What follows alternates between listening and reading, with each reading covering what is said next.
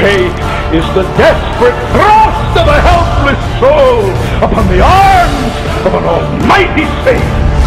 Are you doing what Jesus, who speaks the words of the Father, are you doing what he says? Seek first the kingdom of God. Are you taking every step necessary to stop feeding your lust in God's name? Why? Will you sit through another service and stand by a signpost that points you away from hell and the wrath of God and to heaven and life and forgiveness, and hug death to your breast? Oh, the madnesses. You are a vile, filthy, helpless, hell-deserving, wretched son or daughter of Adam. You know nothing of true repentance and therefore of true and saving faith. Or you just occasionally have a little whimper in the closet when your conscience gets so active you can't live with it, and you whimper and cry and ask God for a little help, and then you go right back with your hand and your eyeball firmly attached. Oh yes, once in a while you take a dull paring knife and scratch your hand, and occasionally you scratch around your eyeball, but you haven't begun to cut off and pluck out.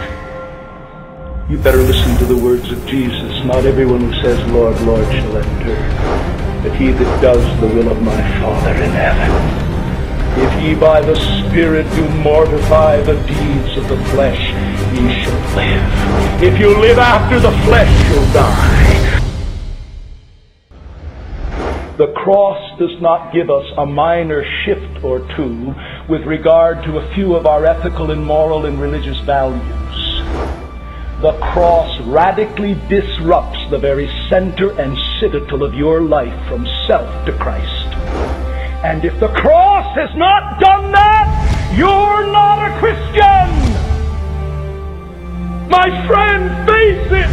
Young or old, you're not a Christian until the cross has radically disrupted the very center and citadel of your life, and brought you from a life of commitment to serve self, whether it's religious self, moral self, proud self, covetous self, lustful self, prideful self, unforgiving self, lazy self. It doesn't matter.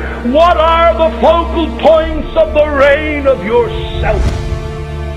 If you've gone to the cross in union with Christ, it's been shattered. I want you in that day, when you stand with me before the Judge of the world, to have him say, come you blessed.